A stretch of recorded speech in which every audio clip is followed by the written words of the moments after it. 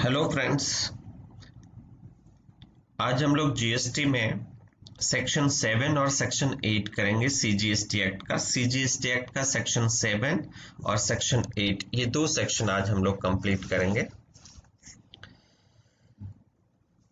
Chapter number 3 of the CGST act का chapter 3 में 5 sections है, 7, 8, 9, 10, 11।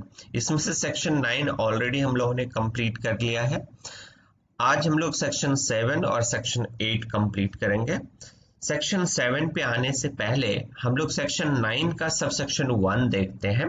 Section 9 subsection 1, this is the charging section. CGST act हम CGST charge करते हैं, उसके लिए हमें परमिशन देता है सेक्शन 9 सबसेक्शन 1। हमें कब चार्ज करना है सीजीएसटी? तो सीजीएसटी चार्ज करना है levied on CGST levied on all interstate supplies of goods or services or both. What is the meaning of supplies? What is the meaning of goods? What is the meaning of services? ये meanings आज हम लोग समझने की कोशिश करेंगे। Supplies को section 7 में डिफाइन किया है, गुड्स सर्विसेज को सेक्शन 2 में डिफाइन किया है। तो ये हम लोग आते हैं सप्लाईज के मीनिंग पे। सप्लाईज के मीनिंग से पहले हम लोग गुड्स का मीनिंग समझ लेते हैं। गुड्स को डिफाइन किया है सेक्शन 2 क्लॉज 52 में।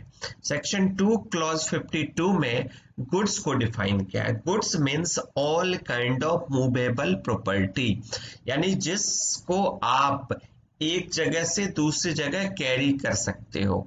All kind of movable property are goods. सारे मूवेबल प्रॉपर्टी गुड्स है। Excludes money and security. Money security को हटा दें। हम लोग मनी का भी डेफिनेशन देखेंगे, what is the meaning of money, what is the meaning of security. Money और सिक्योरिटी का भी मीनिंग देखेंगे। मनी और सिक्योरिटीज को हटा दे तो all kind of movable property it's goods. Second, goods includes. Goods क्या क्या इंक्लूड करता है? Actionable claims. एक्शनेबल क्लेम्स को गुड्स इंक्लूड करता है। Goods includes actionable claims. Goods includes growing crops, grass, और goods includes things attach to the land, यानी जमीन से अटैच कोई भी थिंग है जिसको अलग करके हम बाद में उसको वहां से ले जा सकते हैं आफ्टर सप्लाई। बिफोर मतलब सप्लाई से पहले उसको अलग करके हम सप्लाई के बाद ले जा सकते हैं। तो ये इंक्लूड्स, गुड्स में इंक्लूड किया है एक्शनेबल क्लेम्स। एक्शनेबल क्लेम्स का क्या मीनिंग है ये हम लोग देखेंगे। एक्शनेबल क्लेम्स का मीनिंग हम लोग देखेंगे। मनी का मीनिंग हम लोग देखेंगे। सिक्योरिटी का मीनिंग क्या है ये भी देखेंगे। तो एक्शनेबल क्लेम्स गुड्स है। एक्शनेबल क्लेम्स गुड्स है, लेकिन हम लोग जाएंगे सेक्शन 7 सबसेक्शन 2 में, तो एक्शनेबल क्लेम्स को सप्लाई के मीनिंग से हटा दिया है। Actionable claims is the goods but not supply. ये हम लोग सप्लाई में सेक्शन 7 करेंगे। तो सेक्शन 7 सबसेक्शन 2 में सप्लाई के मीनिंग जब करेंगे तो वहां पे आएंगे कि एक्शनेबल क्लेम्स को गुड्स तो माना है, ये गुड्स है, लेकिन एक्शनेबल क्लेम्स कोई सप्लाई नहीं है। Second, growing crops. Growing crops, कोई क्रॉप्स है, कोई फसल आपने लगाया है, धान का, गेहूं का, ग्रोइंग क्रॉप्स है, और जब आपका क्रॉप्स ग्रो कर रहा है उसी टाइम किसी ने खरीद लिया, फिर उसको जमीन से अलग करके अपना वो ले जाता है, तो ये भी सप्लाई होगा। चाहे आप पहले अलग करो या बाद में अलग करो, ये सप्लाई होगा। और कोई भी थिंग्स जो जमीन से अटैच है और इसको अलग करके आप ले जाएंगे तो ये सप्लाई है। शॉर्ट में याद रखने के लिए goods includes GTA। G stands for growing crops, grass. T stands for things attach to the land. A stands for actionable claims.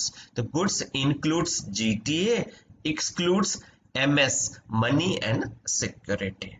अब आते हैं हम लोग एक्शनेबल क्लेम्स में। पहला, एक्शनेबल क्लेम्स को डिफाइन किया है सेक्शन 3 में, section 3 of the transfer of property act 1882।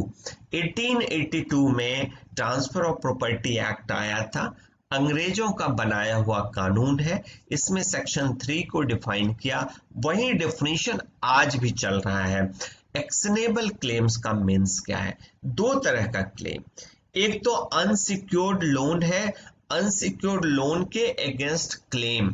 Suppose आपने अनसिक्योर्ड लोन दिया है, जैसे बैंक्स ने अनसिक्योर्ड लोन दिया है किसी को, और अनसिक्योर्ड लोन आप नहीं चुकाते तो बैंक कोर्ट में जाएगा। Court on the basis of affordable ground कुछ रिलीफ देता है बैंक्स को, तो ये एक्शनेबल क्लेम्स होगा पहला। दूसरा एक्शनेबल क्लेम्स है कोई भी मूवेबल प्रॉपर्टी जिसका बेनिफिशियल ओनर आप हैं, बेनिफिशियल इंटरेस्ट आपका है, लेकिन आपके पोजीशन में नहीं है, किसी और के पोजीशन में है। तो जिसके पोजीशन में है उनसे गुड्स आप रिकवर नहीं कर पा रहे हैं, तो आपको क्या करना है? कोर्ट में जाना है, और court on the basis of affordable grounds, यानी आपके पास जो अफोर्डेबल ग्राउंड्स हैं उसके बेसिस पे कोर्ट एक रिलीफ फिक्स करेगा, और ये रिलीफ एक्शनेबल क्लेम्स है। तो ये दो क्लेम्स, अनसिक्योर्ड लोन्स के अगेंस्ट क्लेम और beneficial interest of movable assets, movable property, उसके अगेंस्ट क्लेम। तो ये दोनों क्लेम्स को कोर्ट अफोर्डेबल ग्राउंड्स पे आपको क्लेम का रिलीफ देता है, तो it is called actionable claims.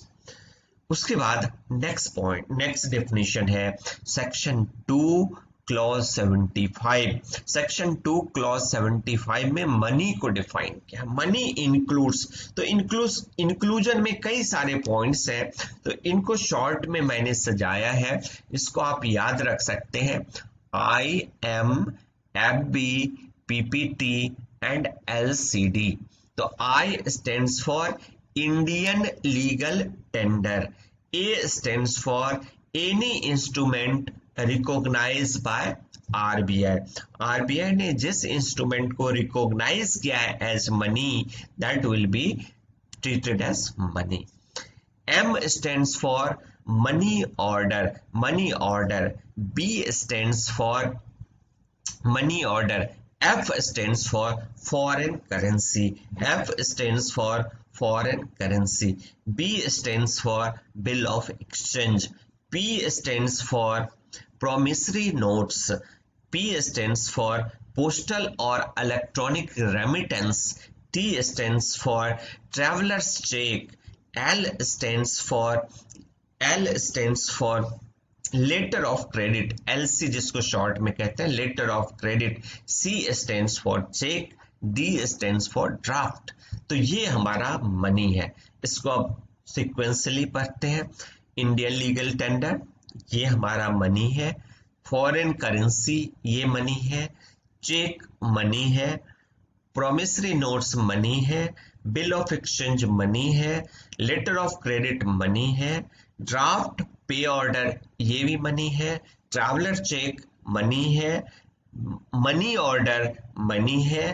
Postal और इलेक्ट्रॉनिक रेमिटेंस, ये भी मनी है। और any other instrument recognised by RBI is the money. Money does not include, money एक चीज, न्यूमिस्मेटिक वैल्यू, यानी फ्रैक्शन ऑफ करेंसी को मनी के डेफिनेशन में नहीं रखा है। जो फ्रैक्शन ऑफ करेंसी है that is the numismatic value. Numismatic value will not be treated as money. तो ये मनी में है, इट इज कॉल्ड मनी। अब आते हैं सिक्योरिटीज का मीनिंग में। What is the meaning of securities? Section 2 clause 101, section 201 clause में सिक्योरिटीज को डिफाइन किया है। Securities shall have the same meaning as defined under section 2 clause H of Securities Contract Regulation Act 1956।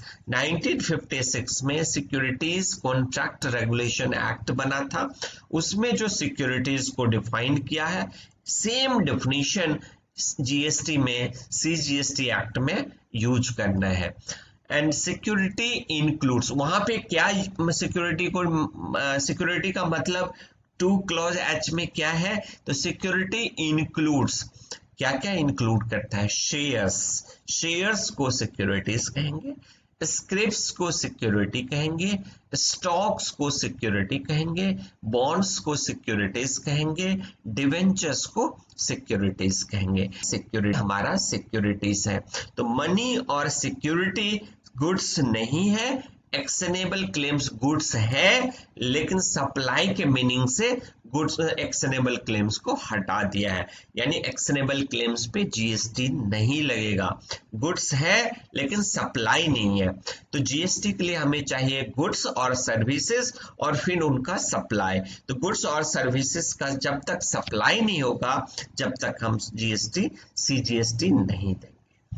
अब service के meaning पे आते हैं। Section 2 of the CGST act का सेक्शन 2 क्लॉज 102 डिफाइन किया है सर्विस को। What is the meaning of service? Service यहां पे एक वाइड डिफिनीशन दे दिया है, एनीथिंग अदर देन गुड्स, यानी जो गुड्स नहीं है वो सर्विस होगा। एक वाइड डेफिनेशन दिया है सर्विस का कि जो सर्विस नहीं है वो गुड्स होगा, लेकिन यहां भी एक्सक्लूजन में मनी और सिक्योरिटी को लग रखा है कि मनी एंड सिक्योरिटी को गुड्स हम नहीं मानेंगे। और कि किसको इंक्लूड्स, क्या क्या इंक्लूड्स करना है, अभी हम लोगों ने देखा है कि मनी को गुड्स, मनी और सिक्योरिटी ये दो हमारा ना ही गुड्स है ना ही सर्विसेज है, लेकिन यहाँ पे इंक्लूजन में दिया है कि हम सर्विस मनी को मान सकते हैं। कब मान सकते हैं?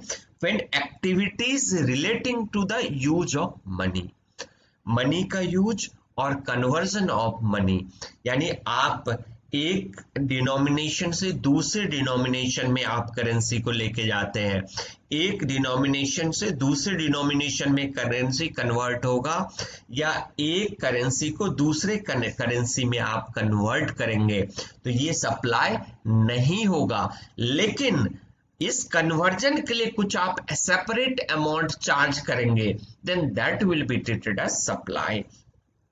यानी मनी और इट्स कन्वर्जन, यानी मनी का कन्वर्जन होता है one mode of currency to another mode, one denomination to another denomination, one currency to another currency, तो ये भी सप्लाई नहीं होगा, लेकिन आपने सेपरेट कंसिडरेशन इसके लिए चार्ज किया है, then it will be treated as supply. यानी 100 रुपए का करेंसी है, 50-50 की करेंसी लेना है, दो करेंसी दे दिया, कोई सप्लाई नहीं होगा, लेकिन 50-50 की करेंसी के साथ 10 का नोट एक्स्ट्रा दे दिया, then it will be treated as supply because you are charging separate consideration for that conversion। तो ये सर्विस है। तो सर्विस का डेफिनेशन हम लोगों ने देखा, गुड्स का डेफिनेशन देखा, एक्शनेबल क्लेम्स का डेफिनेशन देख लिया। अब आते हैं सप्लाई के डेफिनेशन पे। What is the meaning of supply? Supply को सेक्शन 7 सबसेक्शन 1 क्लॉज ए में डिफाइन किया है सप्लाई को। सप्लाई इंक्लूड्स, सप्लाई में क्या क्या इंक्लूड होगा इसको याद रखने के लिए एक छोटा सा फॉर्मूला दिया है, एसटीडी तो हमें याद ही होगा। एसटीडी बाहर इंटरनेशनल कॉल या एक स्टेट से दूसरे स्टेट में पहले कॉल करना पड़ता था, तो एसटीडी कोड लगा के करना पड़ता था, तो एसटीडी आपको याद रहेगा। आर बेल, यानी एसटीडी में जब घंटी बजेगी तो ये आपको बता देगा कि ये सप्लाई है, दिस इज द सप्लाई। अब एसटीडी आर बेल, अब S stands for sale, T stands for transfer, D stands for disposal, R stands for rental, B stands for barter, E stands for exchange, L stands for license, L stands for leasing, यानी sale, transfer, barter, exchange, license, rental, lease, disposal, ये सारे के सारे in the course और furtherance of business होना चाहिए और साथ में कंसिडरेशन भी होना चाहिए। अगर कंसिडरेशन कुछ नहीं है, विदाउट कंसिडरेशन है, then it will not be treated as supply. अगर एक्सचेंज आप कर रहे हैं in the course of business but consideration कुछ नहीं है, then it is not treated as supply. यानी ये तभी सप्लाई होगा, आप कोई चीज फ्री ऑफ कॉस्ट में दे रहे हैं, गिफ्ट में दे रहे हैं, तो सप्लाई नहीं होगा। लेकिन ये इन द कोर्स ऑफ बिजनेस है और साथ में कंसिडरेशन भी है। ये सप्लाई तभी होगा जब इन द कोर्स और फर्दरेंस ऑफ बिजनेस हो और साथ में कंसिडरेशन भी हो। Without consideration it will not be treated as supply.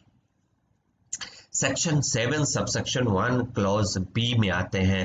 ये कहता है import of services for a consideration, यानी कोई भी सर्विस आप इंपोर्ट करोगे बाहर से, कोई भी सर्विस इंडिया में इंपोर्ट होगा विदाउट कंसिडरेशन, कंसिडरेशन नहीं भी है तो भी सप्लाई होगा।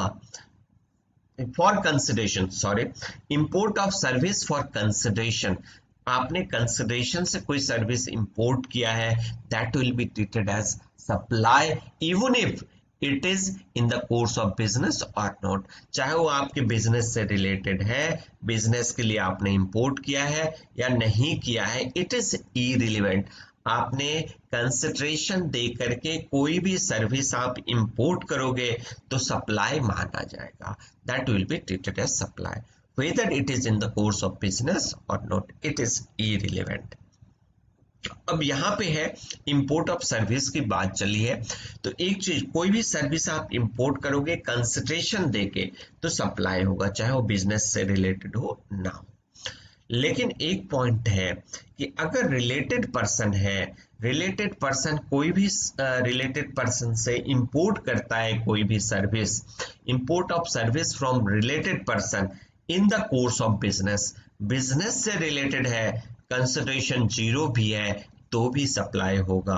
आपने सर्विस इंपोर्ट किया है, रिलेटेड पर्सन से इंपोर्ट किया है, in the course of business import किया है, तो कंसिडरेशन इरिलेवेंट हो जाएगा। इन the course of business related person से आपने इंपोर्ट किया है तो कंसिडरेशन जीरो है, फिर भी सप्लाई माना जाएगा। कंसिडरेशन इज इरिलेवेंट अगर रिलेटेड पर्सन से आप इन the course of business import करते हो।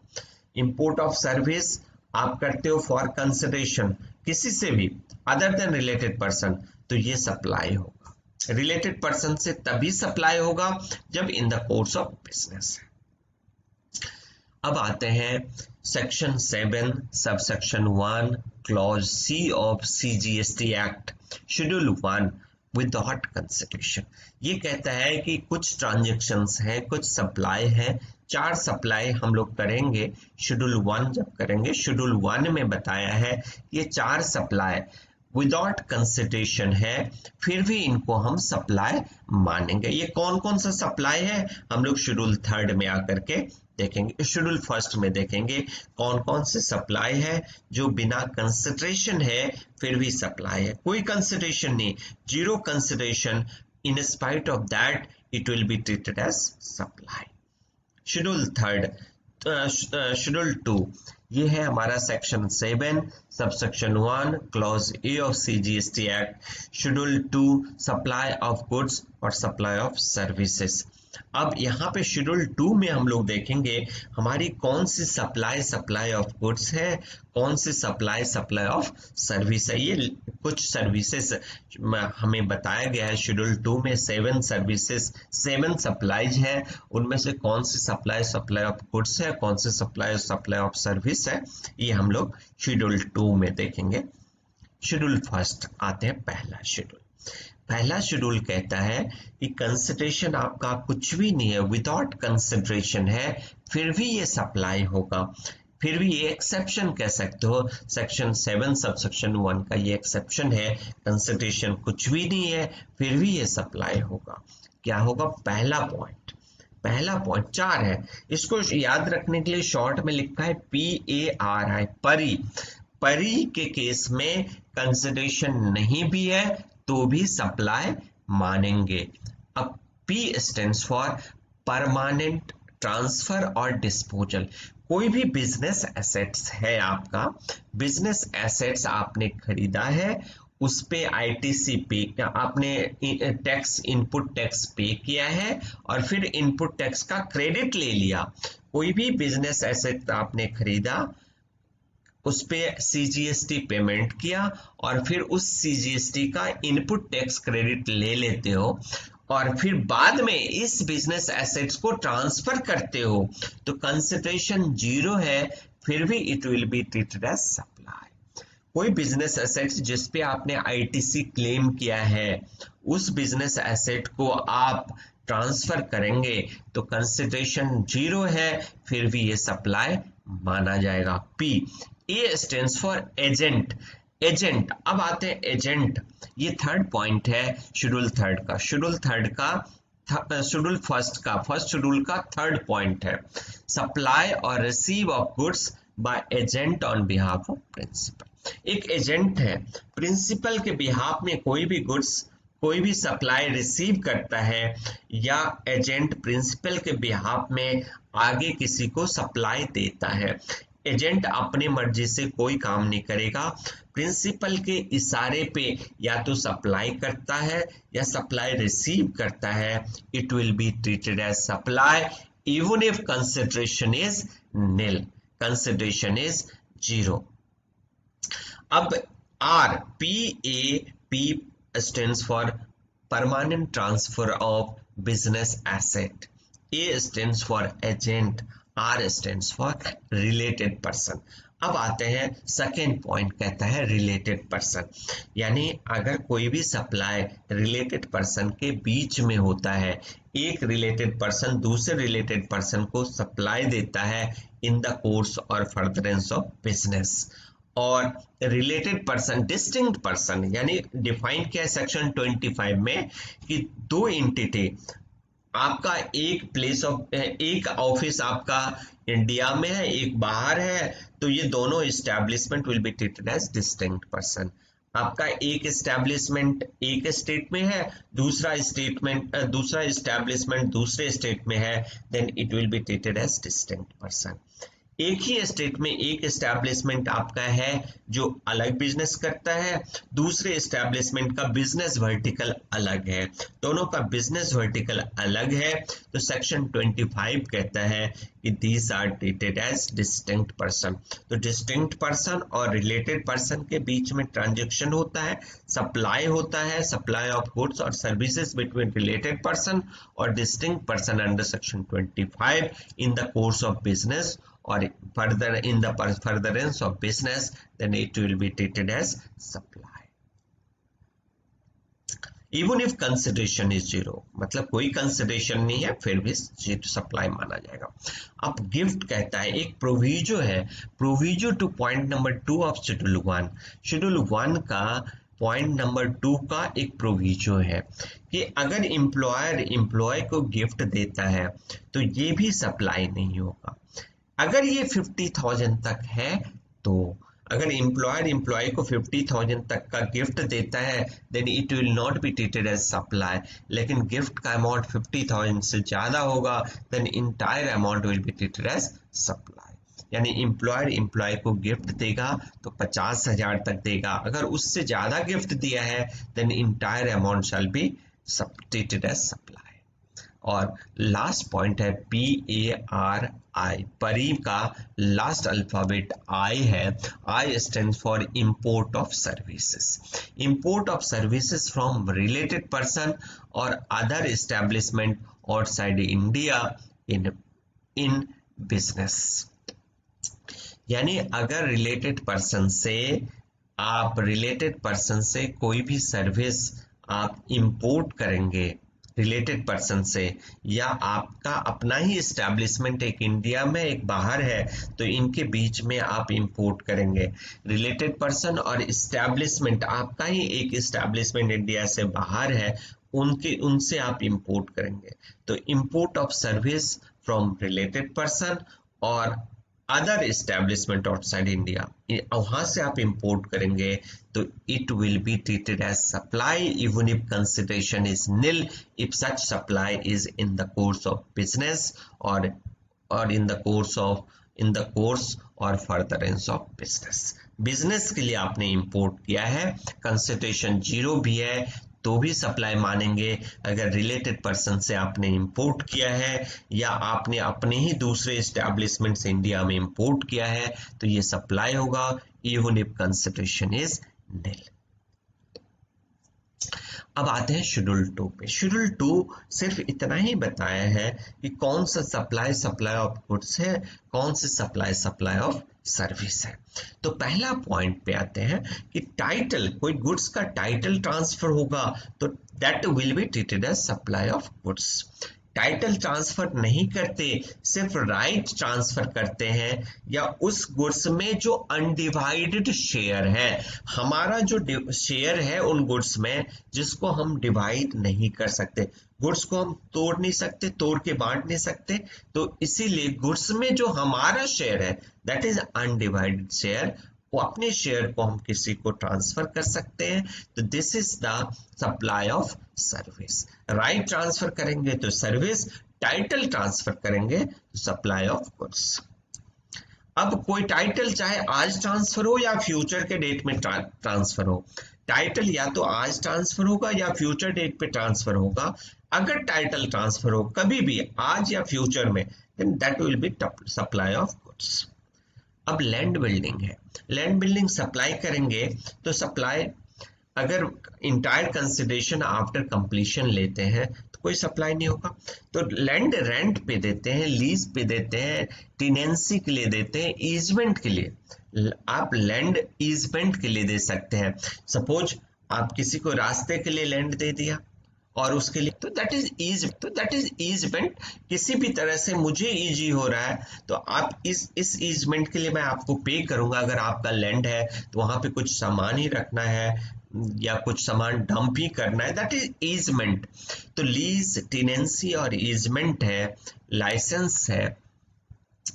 कोई ऑक्युपाइड लैंड को ऑक्युपाई करने के लिए हमने लीज लिया है या आपने लीज पे दिया है या टेनेंसी राइट आपने दिया है, रेंट पे दिया है या ईजमेंट के लिए, लाइसेंस के लिए दिया है, तो it will be treated as supply of service. Building है, बिल्डिंग रेंट पे दिया है या लीज पे दिया है, सप्लाई ऑफ सर्विस है। अब जॉब वर्कर्स, यानी गुड्स किसी और का है और जॉब वर्क कोई और कर रहा है, अपने ही गुड्स के ऊपर जॉब वर्क करेंगे तो that will be the treated as supply of goods.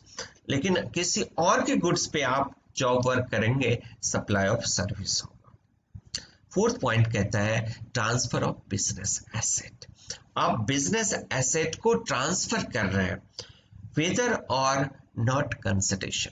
अब बिजनेस एसेट, अब यहां पे है कि कोई भी बिजनेस एसेट आपने बिजनेस के लिए खरीदा, बिजनेस एसेट को आप ट्रांसफर करोगे whether consideration or not, that will be treated as supply of goods. ये बिजनेस एसेट को ट्रांसफर करेंगे तो सप्लाई ऑफ गुड्स कहलाएगा, चाहे कंसिडरेशन हो ना हो। हम लोगों ने देखा शेड्यूल 1 में कि बिजनेस एसेट जिस पे आपने इनपुट टैक्स क्रेडिट क्लेम किया है उसको कभी भी फ्यूचर में ट्रांसफर करोगे तो that will be treated as supply even if consideration is nil.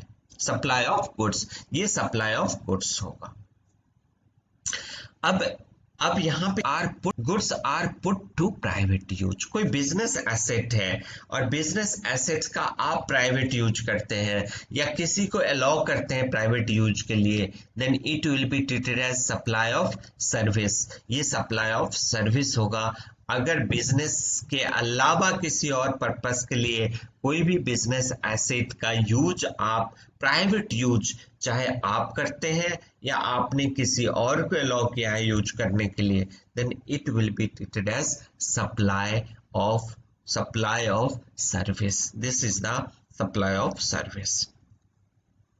Business assets transfer when cease to be a taxable person. Suppose आज के दिन आप टैक्सेबल पर्सन है, कल आपका बिजनेस बंद हो जाता है, आपका बिजनेस सीज हो जाता है, तो आपके बिजनेस में जो भी एसेट है, बिजनेस एसेट है, ये आप अपने घर लेके जाएंगे या किसी को ट्रांसफर करेंगे, then it will be treated as supply of goods. ये सप्लाई ऑफ गुड्स होगा, बिजनेस एसेट को आप ट्रांसफर करेंगे। अब यहाँ पे कहता है कि लेकिन दो केस में हम इसको सप्लाई ऑफ गुड्स नहीं मानेंगे। अगर बिजनेस को, पूरा इंटायर बिजनेस को as a going concern transfer कर दिया, इंटायर बिजनेस को आपने as a going concern transfer कर दिया, तो ये सप्लाई ऑफ गुड्स नहीं होगा। या आप अपने बिजनेस रिप्रेजेंटेटिव को ट्रांसफर कर दे, तो entire business along with all the assets, कोई भी एसेट्स आप पर्सनल रिप्रेजेंटेटिव को ट्रांसफर करेंगे, तो ये भी सप्लाई ऑफ गुड्स नहीं होगा, ये सप्लाई नहीं होगा। अब सप्लाई ऑफ सर्विस, पांचवें पॉइंट, शेड्यूल टू का फिफ्थ पॉइंट है सप्लाई ऑफ सर्विसेज। यहाँ 6 सर्विसेज को बताया गया है कि ये 6 एक्टिविटी सप्लाई ऑफ सर्विस है। अब इन एक्टिविटी को याद रखने के लिए अल्फाबेटिकली मैंने लिखा है ABCD-IT, ABCD-IT, ये सर्विस है, ये सप्लाई ऑफ सर्विस ही होगा हमेशा। ए अब आते हैं, A stands for agreeing to the obligation, agreeing to the obligation to refrain from an act. आप कोई ऑब्लिगेशन के लिए एग्री हो जाते हो और बाद में पीछे हट जाते हो, तो उसके लिए जो भी पेनल्टी होगी, agreeing to the obligation to refrain from an act or to tolerate an act or a situation or to do an act, ये कहता है कि आप कोई भी ऑब्लिगेशन ले लेते हो, ऑब्लिगेशन से फिर पीछे हट जाते हो, तो इसके लिए हमें नुकसान होगा, तो आपसे कंपनसेशन लेंगे, आपसे जो कंपनसेशन लेंगे that will be treated as supply of service. A second alphabet है B stands for building, B stands for immovable property. Building और इमूवेबल प्रॉपर्टी को आप रेंट पे देंगे, then this will be treated as supply of service. C stands for construction, construction of a building, construction of a complex, construction of a civil structure, यानी कोई भी construction आप करते हैं और कंस्ट्रक्शन के लिए आप entire consideration after completion certificate लेते हैं या फर्स्ट ऑक्यूपेंसी लेते हैं, पहला घर अलॉट हो गया उसके बाद आप लेते हैं, then this will be transfer of immovable property, और immovable property is not treated as goods, तब जीएसटी से बाहर हो जाएगा, तब सप्लाई नहीं होगा। लेकिन कंस्ट्रक्शन के केस में आप कंप्लीशन सर्टिफिकेट से पहले या फर्स्ट ऑक्यूपेंसी से पहले आप कंसिडरेशन लेते हो, then this will be treated as supply of service, ये सप्लाई ऑफ सर्विस होगा। तो कंस्ट्रक्शन के केस में कि कंस्ट्रक्शन ऑफ ए बिल्डिंग का कंस्ट्रक्शन हो, कॉम्प्लेक्स का कंस्ट्रक्शन हो या कोई भी सिविल स्ट्रक्चर हो, इस केस में आपको ध्यान रखना है कि हमें कंप्लीशन सर्टिफिकेट से पहले कोई भी कंसिडरेशन नहीं लेना है। अगर आपने कंसिडरेशन ले लिया तो it will be treated as supply of service और फिर जीएसटी देना पड़ेगा। बाद में लेते हो, कंप्लीशन के बाद लेते हैं consideration, then that will be treated as supply of immovable property, फिर जीएसटी से वो बाहर हो जाएगा।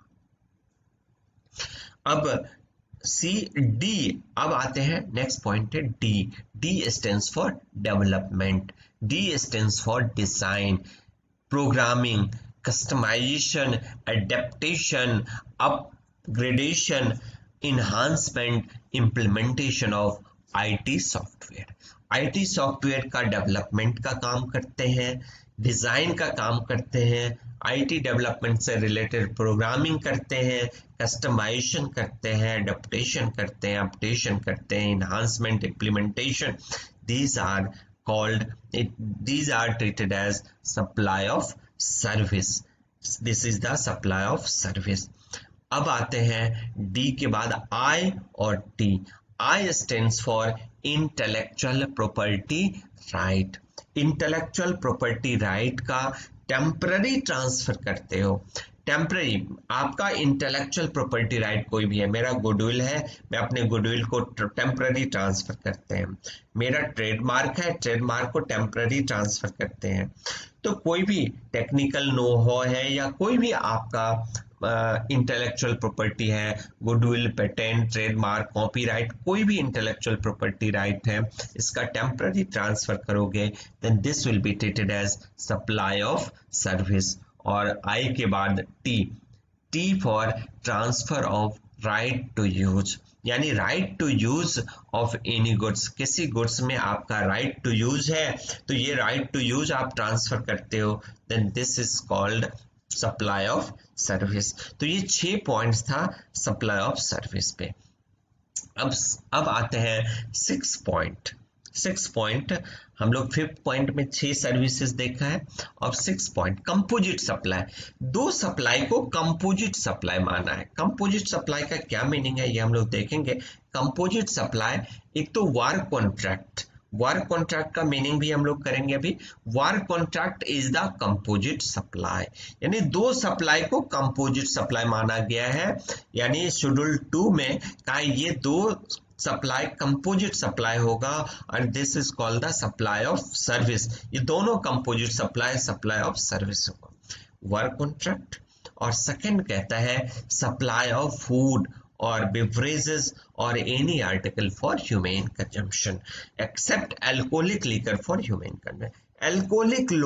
अल्कोहलिक लीकर को छोड़ करके कोई भी आर्टिकल फॉर ह्यूमन कंजम्पशन है, इसको आप सप्लाई करते हैं, then it is called supply of service. Work contract supply of service होगा, any article for human consumption ये भी सप्लाई ऑफ सर्विस होगा। वर्क कॉन्ट्रैक्ट में आते हैं। वर्क कॉन्ट्रैक्ट का सिंपल मीनिंग है section 119 of CGST act, CGST act का सेक्शन 2 क्लॉज 19 में वर्क कॉन्ट्रैक्ट को डिफाइन किया है। वर्क कॉन्ट्रैक्ट का मतलब कोई भी कॉन्ट्रैक्ट आप लेते हो, कोई भी contract related to immovable property, immovable property से रिलेटेड कोई भी कॉन्ट्रैक्ट आप लेते हो जहां transfer of property in goods involve है, यानी आप इमूवेबल प्रॉपर्टी से रिलेटेड कोई भी कॉन्ट्रैक्ट लोगे जहां transfer of property in goods है कि आप प्रॉपर्टी ट्रांसफर करेंगे इन वर्क कॉन्ट्रैक्ट, यानी कॉन्ट्रैक्ट को कंप्लीट करने के लिए आप मटेरियल भी देंगे और अपना लेबर भी देंगे, then it will be treated as supply of service. Work contract में क्या क्या कवर है? Building, construction, fabrication, completion, erection, installation, fitting out, improvement, modification, repair, maintenance, renovation, alteration और commissioning of any movable property wherein transfer of property in goods involved। यानी simple definition है कि immovable property से related कोई भी contract जिसमें हमें material भी लगाना पड़े, then it is called work contract. Work contract is treated as supply of service. Work contract composite supply है। और 7th पॉइंट है supply of goods by AOP to member. AOP अपने मेंबर्स को गुड्स सप्लाई करेगा, then it is called supply of goods. Simple है कि goods supply करेंगे, supply of goods है। Unincorporated association or body of persons to its member, यानी association of person अपने members को सप्लाई करता है goods for consideration, then it will be supply. अब आते हैं सेक्शन 7 सबसेक्शन 2 निगेटिव लिस्ट, मतलब कि जो सप्लाई नहीं है, जो सप्लाई नहीं है ये सेक्शन 7 सबसेक्शन 2 में डिफाइन किया है। सेक्शन 7 सबसेक्शन 1 में बताया कि ये सारा सप्लाई है, सेक्शन 7 सबसेक्शन 2 में कहता है ये सप्लाई नहीं है, इसको निगेटिव लिस्ट कहते हैं। नोट सप्लाई ऑफ गुड्स और सर्विसेज, ये सप्लाई ऑफ गुड्स नहीं है, सप्लाई ऑफ सर्विस नहीं है। Notwithstanding anything contained in section 7 subsection 1 of CGST Act, CGST Act का section 7 subsection 1 में जो भी कहा है उन सबको हम ओवरराइड करते हैं, यानी उन सबको ओवरराइड एक इफेक्ट है, क्लॉज ए कहता है section 7 subsection 1 subsection 2 clause A activities और transactions specified in schedule third. Schedule third में जो भी एक्टिविटी स्पेसिफाइड है, शेड्यूल थर्ड में जो भी एक्टिविटी स्पेसिफाइड है, कौन कौन सी एक्टिविटी स्पेसिफाइड है हम लोग देखेंगे शेड्यूल थर्ड में। और सच एक्टिविटीज और transactions undertaken by clause B कहता है सेक्शन 7 सबसेक्शन 2 क्लॉज बी कहता है कि सच एक्टिविटीज और transactions undertaken by central government, state government, local authority as public authority. अगर सेंट्रल गवर्नमेंट, स्टेट गवर्नमेंट और लोकल अथॉरिटी सप्लाई देता है एज पब्लिक अथॉरिटी तो ये सप्लाई नहीं होगा if such supply is notified by the government on recommendation of GST Council। GST Council के recommendation पे central government in public authority के सप्लाई को नोटिफाई किया है तो ये सप्लाई नहीं होगा, ना ही सप्लाई ऑफ गुड्स होगा, ना ही सप्लाई ऑफ सर्विस होगा। अब यहाँ पे नोटिफाई किया है सेंट्रल गवर्नमेंट ने सेक्शन नोटिफिकेशन नंबर 14/2017 डेटेड 28 जून 2017 कहता है कि service by way of activity in relation to a function entrusted to the panchayat under article 243G of the constitution of India. अब पंचायत को काम दिया गया है कॉन्स्टिट्यूशन के द्वारा, हमारा कॉन्स्टिट्यूशन ऑफ इंडिया, हमारे संविधान ने पंचायत को काम दिया है, पंचायत लोकल बॉडी को काम दिया है। इस काम के लिए गवर्नमेंट सप्लाई दे या स्टेट गवर्नमेंट सप्लाई दे या लोकल अथॉरिटी सप्लाई दे तो इसको हम सप्लाई नहीं कहेंगे। और सेक्शन 7 शेड्यूल थर्ड करेंगे अभी, उससे पहले सेक्शन 7 को कंप्लीट कर लेते हैं। सेक्शन 7 सबसेक्शन 3 ये लास्ट सबसेक्शन है कि सेंट्रल गवर्नमेंट को पावर दिया है सेक्शन 7 सबसेक्शन 3 ने। सेंट्रल गवर्नमेंट जीएसटी काउंसिल के रिकमेंडेशन पे किसी भी सप्लाई को कह सकता है ये सप्लाई ऑफ गुड्स है, सप्लाई ऑफ सर्विस नहीं है, या किसी भी सप्लाई को कह सकता है ये सप्लाई ऑफ सर्विस है, सप्लाई ऑफ गुड्स नहीं है। ये सेंट्रल गवर्नमेंट को पावर दिया सेक्शन 7 सबसेक्शन 3। कई बार कंफ्यूजन हो जाता है कि आपने जो एक्टिविटी किया है वो सप्लाई ऑफ गुड्स है या सप्लाई ऑफ सर्विस, तो इस तरह के कंफ्यूजन में सेंट्रल गवर्नमेंट चाहे तो नोटिफिकेशन इशू करके कह सकता है कि ये सप्लाई ऑफ गुड्स है, सप्लाई ऑफ सर्विस नहीं है, या सप्लाई ऑफ सर्विस है, सप्लाई ऑफ गुड्स नहीं है। तो सेक्शन 7 इज ओवर। अब सेक्शन 7 में एक शेड्यूल थर्ड में आते हैं of the CGST act. CGST act का 3 शेड्यूल है। पहला शेड्यूल supply without consideration is treated as supply. Schedule 2 कहता है सप्लाई ऑफ सर्विस है या सप्लाई ऑफ गुड्स है। और शेड्यूल थर्ड निगेटिव लिस्ट को कवर करता है कि ये सप्लाई, ये 6 सप्लाई है जो सप्लाई है ही नहीं, इसको हम सप्लाई नहीं मानेंगे। और सप्लाई नहीं है तो जीएसटी की तो बात ही नहीं करेंगे। जीएसटी के लिए सप्लाई होना चाहिए, साथ में गुड्स होना चाहिए या सर्विस होना चाहिए। तो सप्लाई ऑफ गुड्स हो या सप्लाई ऑफ सर्विस हो जीएसटी लगेगा। तो अब आते हैं शेड्यूल थर्ड पे। शेड्यूल थर्ड को याद रखने के लिए अल्फाबेटिकली अरेंज किया है मैंने, और ये अल्फाबेटिकली आप इस तरह से याद रख सकते हो ABCDEF। तो ABCDEF तो F तक ये इजीली आप याद रखेंगे। ABCDEF ये हमारा निगेटिव लिस्ट में कवर करता है। A stands for actionable claims. हम लोगों ने गुड्स के डेफिनेशन में पढ़ा था कि goods includes actionable claims. Goods actionable claims को इंक्लूड करता है, लेकिन सप्लाई के डेफिनेशन से बाहर कर दिया कि actionable claims is not treated as supply. Actionable claims is treated as goods but not treated as supply. Supply है लेकिन सप्लाई नहीं है, इसीलिए जीएसटी नहीं लगेगा। यानी गुड्स भी है, सप्लाई भी है, तभी जीएसटी लगेगा। दोनों है तभी जीएसटी लगेगा। तो एक्शनेबल क्लेम्स सप्लाई नहीं है other than lottery betting gambling. यानी एक्शनेबल क्लेम्स में लॉटरी बेटिंग गैम्बलिंग को हटा दिया है। अब आते हैं बी स्टैंड्स फॉर बिल्डिंग। यानी बिल्डिंग में हम लोगों ने देखा है कि बिल्डिंग में जब entire consideration after completion certificate लेते हो या फर्स्ट ऑक्यूपेंसी लेते हो तो ये सप्लाई ही नहीं होगा, यानी इमूवेबल प्रॉपर्टी हो जाएगा, सप्लाई ऑफ इमूवेबल प्रॉपर्टी हो जाएगा। Supply of land, sale of land, land को सेल कर रहे हैं, या बिल्डिंग जहां पे इंटायर कंप्लीशन सर्टिफिकेट के बाद सप्लाई करते हैं तो ये सप्लाई नहीं होगा। बी हो गया। सी स्टैंड्स फॉर कोर्ट, यानी कोर्ट, कोई भी कोर्ट हो, डिस्ट्रिक्ट कोर्ट हो, हाई कोर्ट हो, सुप्रीम कोर्ट हो, ट्रिब्यूनल हो, ये सप्लाई देता है तो ये सप्लाई है ही नहीं, this is not treated as supply.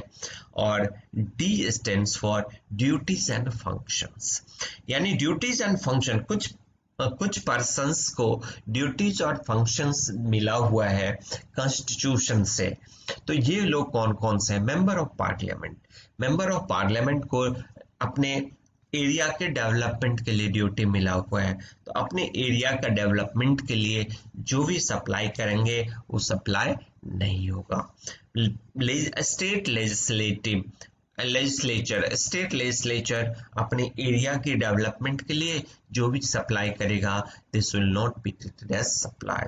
Panchayat की डेवलपमेंट के लिए, म्युनिसिपैलिटी की डेवलपमेंट के लिए, म्युनिसिपैलिटी के मेंबर, पंचायत के मेंबर और अदर लोकल बॉडी, और भी कोई लोकल बॉडी है, इनके मेंबर जो भी मटेरियल सप्लाई करता है, जो भी आइटम सप्लाई करता है that will not be treated as supply. और कहते हैं कि कोई भी पर्सन कॉन्स्टिट्यूशनल कैपेसिटी होल्ड करता है, एज कॉन्स्टिट्यूशनल कैपेसिटी होल्ड करता है और कॉन्स्टिट्यूशनल कैपेसिटी होल्ड करते हुए सप्लाई देता है तो it will not be treated as supply. उनके ड्यूटीज एंड फंक्शंस परफॉर्म है, उनकी जो भी ड्यूटीज और फंक्शन परफॉर्म किया जाता है उसके बदला जो उनको मिलता है that will not be treated as supply. और सपोज चेयरमैन और मेंबर और डायरेक्टर बना देते हैं, सेंट्रल गवर्नमेंट, स्टेट गवर्नमेंट, कई सारे बोर्ड है, कई सारे अथॉरिटीज है, उनका चेयरमैन बना देते हैं। जैसे जनरली सुप्रीम कोर्ट का जज होता है या रिटायर्ड आईएएस ऑफिसर होता है, तो सुप्रीम कोर्ट, हाई कोर्ट के जज या रिटायर्ड आईएएस ऑफिसर को एक बॉडी का चेयरमैन बना देते हैं या मेंबर और डायरेक्टर बना देते हैं। कई सारे कमीशंस हैं सेंट्रल गवर्नमेंट, स्टेट गवर्नमेंट को वुमेन्स का कमीशन है, चाइल्ड कमीशन है, या कई सारे कमीशंस हैं जहाँ पे इनको डिप्यूट किया जाता है चेयरमैन और डायरेक्टर, और एज ए चेयरमैन और एज ए डायरेक्टर और एज ए मेंबर जो अपनी ड्यूटी परफॉर्म करेंगे तो इनकी ड्यूटीज भी सप्लाईज के बाहर है, इनको भी सप्लाई में नहीं लेंगे। और E stands for employ to the employer, employ अपने एम्प्लॉयर को सप्लाई देता है, सर्विस देता है in the course of employment, in relation to the employment, employment से रिलेशन, एम्प्लॉय अपने एम्प्लॉयर को सप्लाई देता है, सर्विस देता है तो it will not be treated as supply. और लास्ट में F stands for funeral, funeral दाह संस्कार करते हैं, फ्यूनरल ब्यूरियल दफना देते हैं, क्रीमेशन और mortuary services including transportation of deceased, यानी डेड बॉडी को आप ट्रांसपोर्टेशन करते हैं, एक जगह से दूसरी जगह ले जाते हैं, ये सर्विस आपका है, यानी शमशान घाट से रिलेटेड सप्लाई दे रहे हैं तो ये आपके लिए it will not be treated as supply. तो हम लोगों ने सप्लाई का डेफिनेशन देखा, निगेटिव लिस्ट देख लिया कि ये सप्लाई नहीं है, और अब आते हैं सेक्शन नंबर 8 पे। सेक्शन 7 हमारा कंप्लीट हो गया, सेक्शन 8 पे आते हैं कि सप्लाई को यहाँ पे दो कैटेगरी में बांटा है कि कंपोजिट सप्लाई और मिक्स सप्लाई, यानी कंपोजिट सप्लाई और मिक्स सप्लाई। जब कंपोजिट सप्लाई होगा तो हम टैक्स किस पे लगाएंगे? कंपोजिट मतलब कई सारे सप्लाई एक साथ हो रहा है, मिक्स सप्लाई में भी कई सारे सप्लाई एक साथ हो रहा है, लेकिन दोनों में डिफरेंस है। कंपोजिट सप्लाई में एक मेन सप्लाई होगा, प्रिंसिपल सप्लाई होगा, जिसके साथ अदर सप्लाई एसोसिएटेड होगा, नेचुरली बंडल्ड होगा। तो जो प्रिंसिपल सप्लाई होगा, प्रिंसिपल सप्लाई पे जो भी रेट एप्लीकेबल होगा वही रेट पूरे कंपोजिट सप्लाई पे लगेगा। और मिक्स सप्लाई के केस में कंपोजिट कई सारे सप्लाई एक साथ होगा, टू और मोर सप्लाईज एक साथ होता है, कंप्राइजिंग टू और मोर सप्लाईज। तो इसमें कि हाईएस्ट रेट जिस पे आइटम पे होगा वहीं पूरे मिक्स सप्लाई पे लग जाएगा। मिक्स सप्लाई का मतलब 4-5 आइटम जिसका आपस में कोई रिलेशन नहीं है, एक साथ बांध के और एक को सिंगल प्राइस पे बेच रहे हैं, तो ये मिक्स सप्लाई होगा। और मिक्स सप्लाई में जितने आइटम आपने मिक्स करके बेच रहे हैं उनमें जो हाईएस्ट रेट जिस पे होगा वो पूरे मिक्स सप्लाई पे वही रेट लगेगा। कंपोजिट सप्लाई में प्रिंसिपल सप्लाई पे जो रेट होगा वो एप्लीकेबल होगा, मिक्स में जो हाईएस्ट रेट जिस आइटम पे होगा वही रेट लगाएंगे। ये सेक्शन 8 कहता है। अब डेफिनेशन देख लेते हैं कंपोजिट सप्लाई। कंपोजिट सप्लाई का मतलब है supply by taxable person to the recipient. ये तो ठीक है, सप्लाई रेसिपिएंट को देगा। कंसिस्टिंग टू और मोर टैक्सेबल सप्लाईज ऑफ गुड्स और सर्विसेज और बोथ, दो या दो से ज्यादा सप्लाई ऑफ गुड्स होगा या सर्विस होगा, और any combination thereof, they are naturally bundle. यानी दो या दो से ज्यादा सप्लाई ये आपस में नेचुरली बंडल होनी चाहिए। नेचुरली बंडल यानी एक सप्लाई हम दे रहे हैं, दूसरा सप्लाई नहीं देंगे तो हो सकता है सामने वाला मना करते हमें नहीं चाहिए गुड्स, तो इसीलिए हमें देना पड़ेगा, मजबूरी है हमारी, क्योंकि दोनों एक दूसरे से नेचुरली बंडल्ड है। Supplied in conjunction with each other in the ordinary course of business. Ordinary course of business में एक सप्लाई दूसरे सप्लाई से नेचुरली बंडल्ड है, उनमें से एक प्रिंसिपल सप्लाई होगा, कोई एक सप्लाई प्रिंसिपल सप्लाई होगा। अब प्रिंसिपल सप्लाई का क्या मतलब है ये भी कर दिया है सेक्शन 2 क्लॉज 90 में। प्रिंसिपल सप्लाई को डिफाइन किया है। प्रिंसिपल सप्लाई जो जिस सप्लाई का प्रीडोमिनेंट एलिमेंट है, जिस सप्लाई का प्रीडोमिनेंट एलिमेंट है उसी सप्लाई को प्रिंसिपल सप्लाई कहेंगे। And other supplies are ancillary supply, यानी जिन सप्लाई का प्रीडोमिनेंट एलिमेंट इन्वॉल्व है कंपोजिट सप्लाई में, जिसका प्रीडोमिनेंट एलिमेंट है वो प्रिंसिपल सप्लाई होगा, and other supplies are treated as ancillary supply. जैसे एग्जाम्पल पे आता है illustration, where goods are packed and transported with insurance, यानी गुड्स को पैक किया, पैकिंग मटेरियल सपोज कई सारे हैं, वॉशिंग मशीन हमें भेजना है तो वुडन बॉक्स में पैक करना है, फ्रीज भेजना है तो थर्मोकोल सीट में पैक करना है, या वुडन बॉक्स में पैक करना है, पहले थर्मोकोल सीट में फिर वुडन बॉक्स में, तो पैकिंग मटेरियल भी दे रहे हैं उसके साथ, गुड्स के साथ, फिर ट्रांजिट इंश्योरेंस भी करवाते हैं, तो और ट्रांसपोर्टेशन आपके घर तक भी पहुंचा देते हैं। तो 3-4 सर्विसेज एक साथ हो गया। सप्लाई ऑफ गुड्स आप दे रहे हैं, सप्लाई ऑफ पैकिंग मटेरियल दे रहे हैं, ट्रांसपोर्टेशन दे रहे हैं, इंश्योरेंस दे रहे हैं, तो ये चारों एसोसिएटेड है। किससे एसोसिएटेड है? सप्लाई ऑफ गुड्स से। तो सप्लाई ऑफ गुड्स पे जो भी रेट एप्लीकेबल होगा पूरे कंपोजिट सप्लाई पे वही रेट लगेगा। सेकेंड एग्जाम्पल इलस्ट्रेशन है, वेयर ट्रेन टिकट इन राजधानी बुक्स, राजधानी में आप ट्रेन टिकट बुक करते हैं, तो बुकिंग जब टिकट बुकिंग करते हैं तो आपका मेन है ट्रांसपोर्टेशन ऑफ पैसेंजर। रेलवे का काम है ट्रांसपोर्टेशन ऑफ पैसेंजर, लेकिन ट्रेन में खाना भी सर्व होता है, बेड रोल भी दिया जाता है, इंश्योरेंस की सर्विस भी दी जाती है, मतलब they are naturally bundle service. तो ट्रांसपोर्टेशन ऑफ पैसेंजर के साथ ये सारा नेचुरली बंडल्ड है, तो ये कंपोजिट सप्लाई है। अब एक एग्जांपल है कंपोजिट सप्लाई का कि supply of books, pamphlet, brochure, envelope, annual reports, leaflets, cartoon boxes printed with design, logo, name, address and other contents supply bye recipient of such goods. Recipient of such, मतलब recipient आपको अपना नाम देता है, अपना लोगो देता है, डिजाइन देता है, वो सब अपना बताता है, फिर उसी में आप उसको प्रिंट करके सप्लाई करोगे। तो ये सप्लाई ऑफ गुड्स है या सप्लाई ऑफ सर्विस है। ये कंपोजिट सप्लाई हो गया कि पैकिंग मटेरियल भी लिया, पैकिंग मटेरियल के साथ इन सबको उन सब पैकिंग मटेरियल लिया, पैकिंग मटेरियल पे आपका नाम, लोगो, डिजाइन, एड्रेस सब लिखा, उस पे नेम, एड्रेस, लोगो जो भी आपने कहा सब लिखा। तो इसका मतलब हम क्या सप्लाई कर रहे हैं, कार्टून है। सपोज पैकिंग मटेरियल है, पैकिंग मटेरियल है या बुकलेट है, कोई पैम्पलेट है, ब्रोशर है, आपका नाम लिखा, एड्रेस लिखा, लोगो लिखा, आपका एडवर्टीजमेंट के लिए ये सब किया और आपको सप्लाई कर दिया। This will be treated as supply of goods. ये सप्लाई ऑफ गुड्स है falling under chapter 48, 49।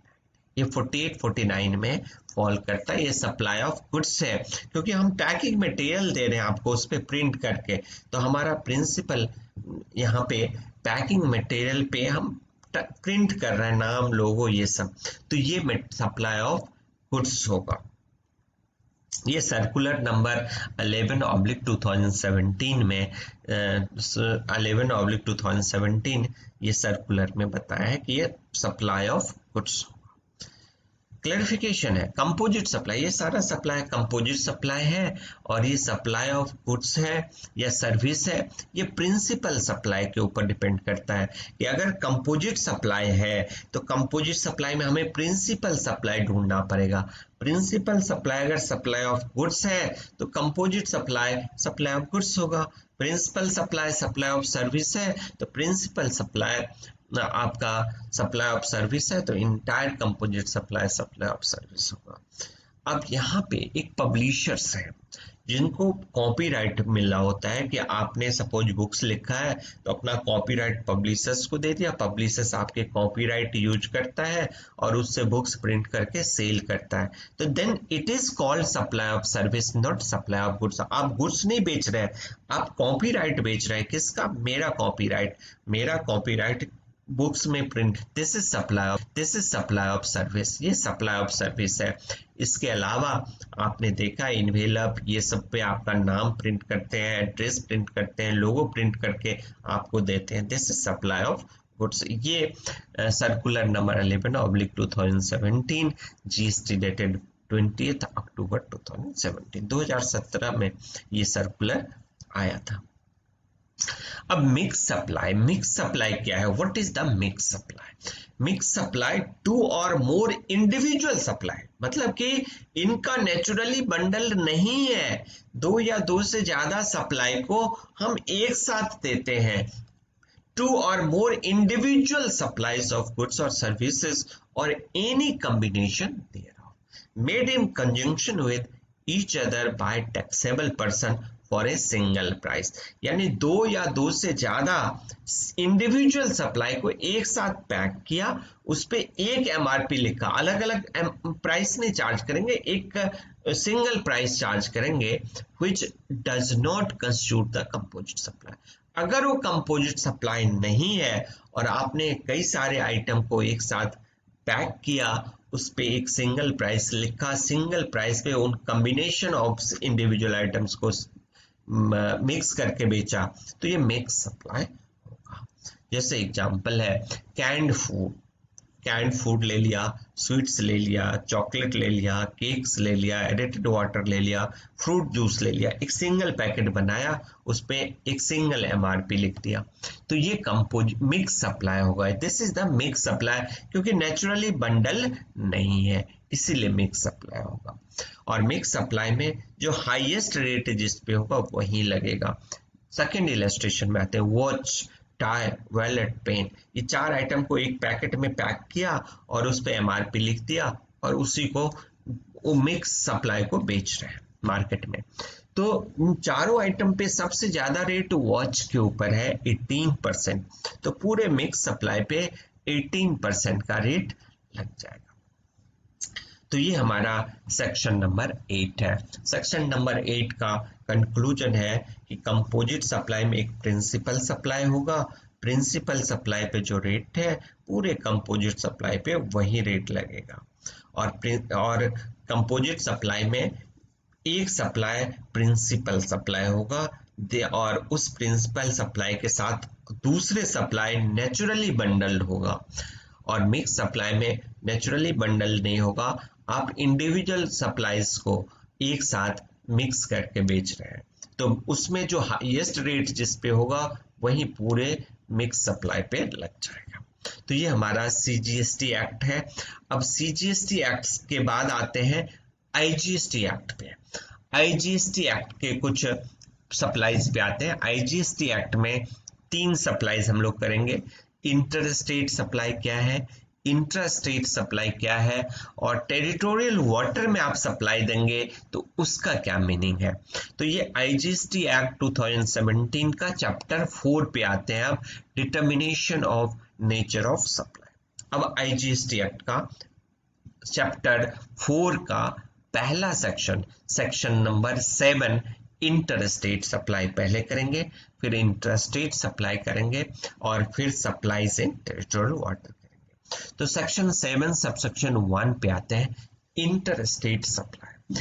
Inter state supply के लिए सब्जेक्ट टू सेक्शन 10, सेक्शन 10 हम लोग करेंगे जब प्लेस ऑफ सप्लाई करेंगे, प्लेस ऑफ सप्लाई करेंगे तब सेक्शन 10 करेंगे।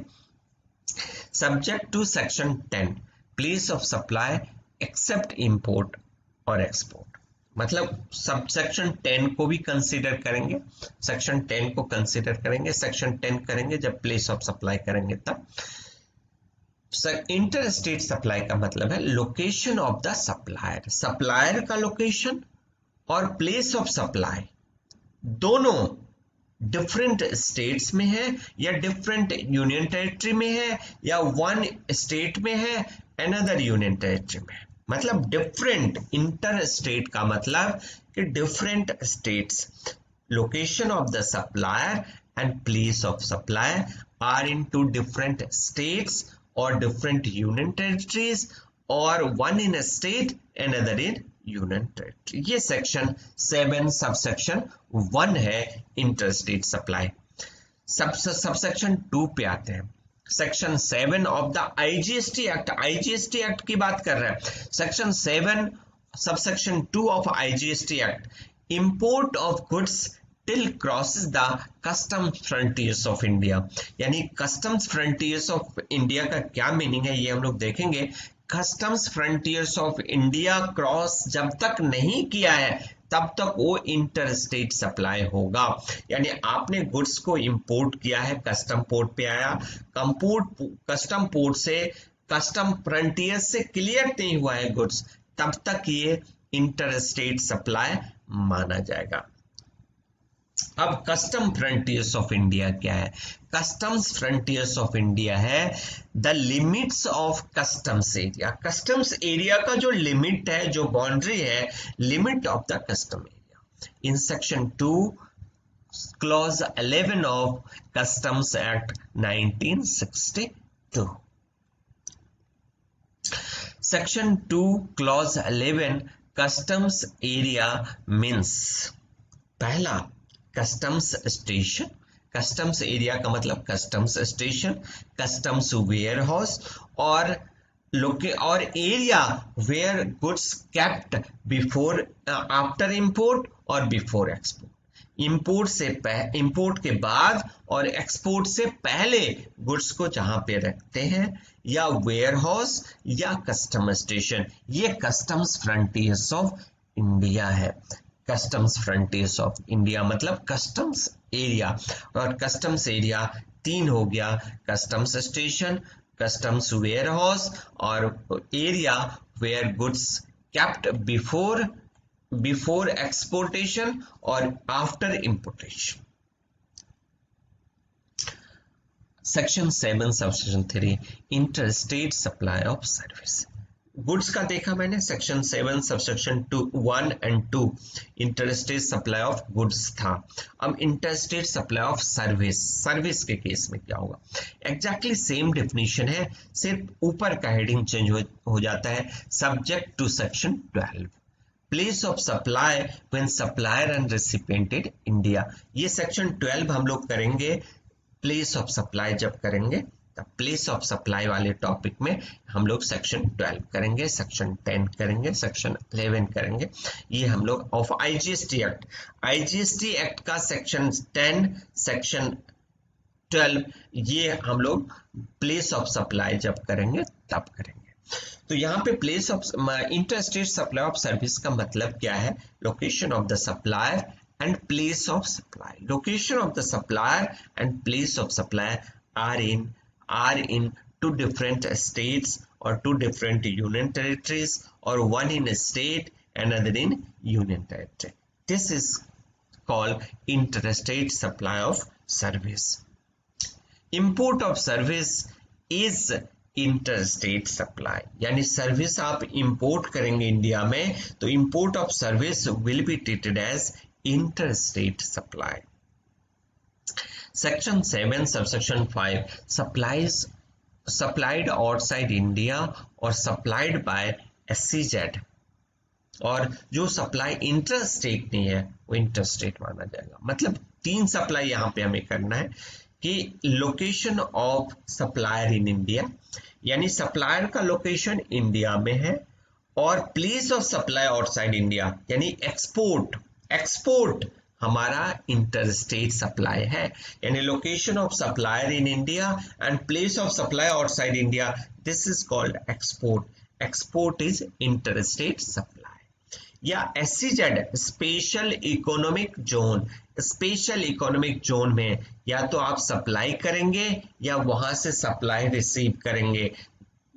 आपने SEZ में या तो सप्लाई देना है या सप्लाई लेना है, this is called interstate supply.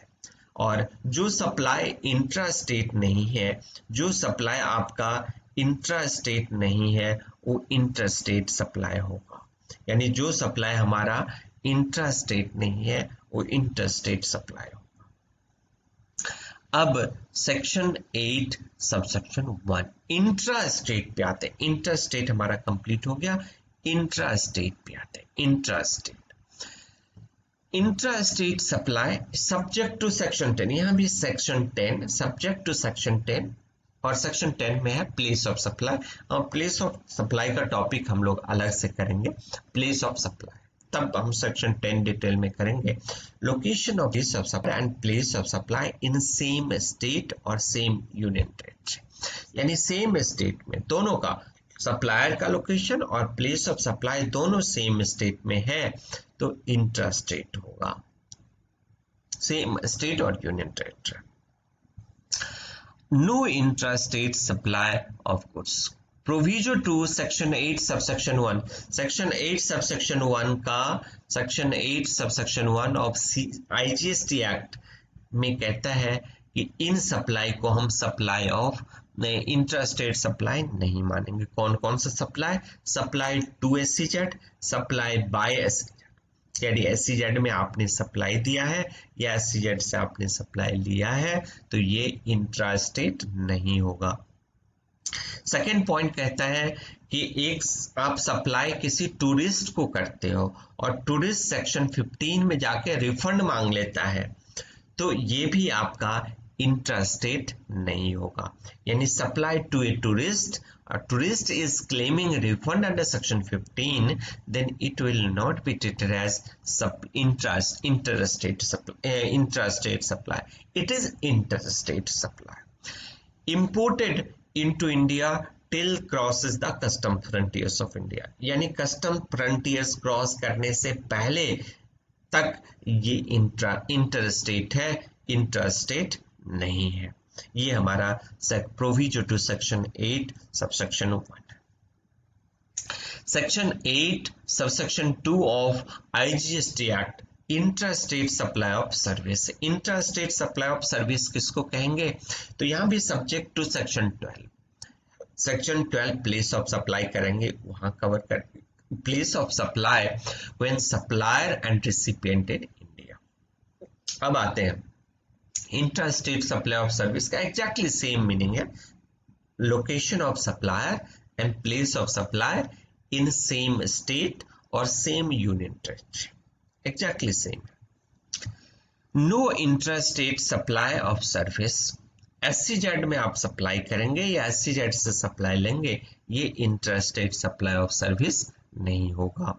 ये proviso to section 8 subsection 2 of IGST act कहता है SEZ में आप कोई सर्विस सप्लाई करो या SEZ से कोई सर्विस लो, this is not treated as intrastate supply, चाहे सेम स्टेट में क्यों ना हो। SEZ सेम स्टेट में है, जिस स्टेट में आपका प्लेस ऑफ बिजनेस है उसी स्टेट में SEZ है, SEZ से आप कोई सप्लाई लेंगे या SEZ में सप्लाई देंगे तो ये इंटर स्टेट सप्लाई होगा, ना कि इंट्रास्टेट सप्लाई। अब यहाँ डिस्टिंक्ट पर्सन, सेक्शन 25 में डिस्टिंक्ट पर्सन हम लोगों ने यूज किया था। सेक्शन 25 में डिस्टिंक्ट पर्सन का मतलब क्या है? पहला क्लॉज कहता है वन एस्टैब्लिशमेंट हमारा इंडिया में है और एक एस्टैब्लिशमेंट इंडिया से बाहर है, तो दोनों एस्टैब्लिशमेंट हमारा डिस्टिंक्ट पर्सन माना। सेकेंड पॉइंट कहता है कि वन एस्टैब्लिशमेंट हमारा एक स्टेट में है और दूसरा एस्टैब्लिशमेंट दूसरे स्टेटमेंट में है, दोनों डिस्टिंक्ट पर्सन माना जाएगा। हमारा एक एस्टैब्लिशमेंट एक सेम स्टेटमेंट में दो एस्टैब्लिशमेंट है लेकिन दोनों का बिजनेस वर्टिकल अलग अलग है, तो ये भी डिस्टिंक्ट पर्सन माना जाएगा। इनके बीच आप ट्रांसफर करेंगे तो ये डिस्टिंक्ट पर्सन ट्रीट होगा and that will be treated as supply. Second explanation 2 कहता है, एक्सप्लेनेशन 2 कि बिजनेस थ्रू ब्रांच एजेंट और representational office shall be treated as establishment in India. यानी कोई आपका बाहर में फॉरेन कंट्री में कोई बैठा है, उसका कोई ब्रांच इंडिया में है, उसका कोई एजेंट इंडिया में है या कोई रिप्रेजेंटेशनल ऑफिस इंडिया में है, तो ये इस्टेब्लिशमेंट इन इंडिया मानेंगे कि उनका इस्टेब्लिशमेंट इंडिया में है। इस्टेब्लिशमेंट इन टैक्सेबल टेरिटरी मानेंगे when a person carrying business in taxable territory through branch, through agent और थ्रू रिप्रेजेंटेशनल सर्विस। यानी ब्रांच, एजेंट और रिप्रेजेंटेशनल सर्विस से हम सर्विस दे रहे हैं तो ये सप्लाई ऑफ सर्विस होगा। उसके बाद हम लोग अगर कोई फॉरेन कंपनी है, फॉरेन कंपनी का इंडिया में ब्रांच है,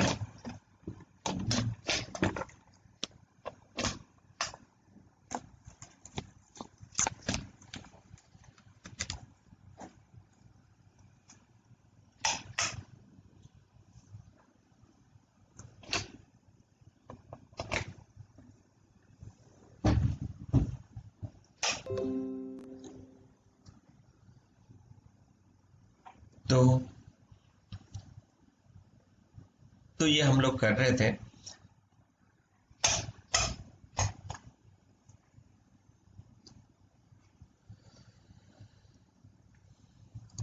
तो business through branch, agent, representational office shall be treated as establishment in India. Establishment in taxable territory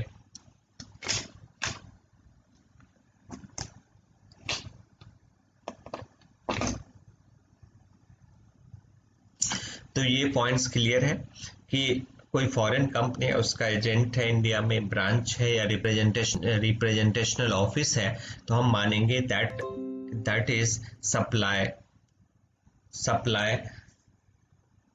in taxable territory.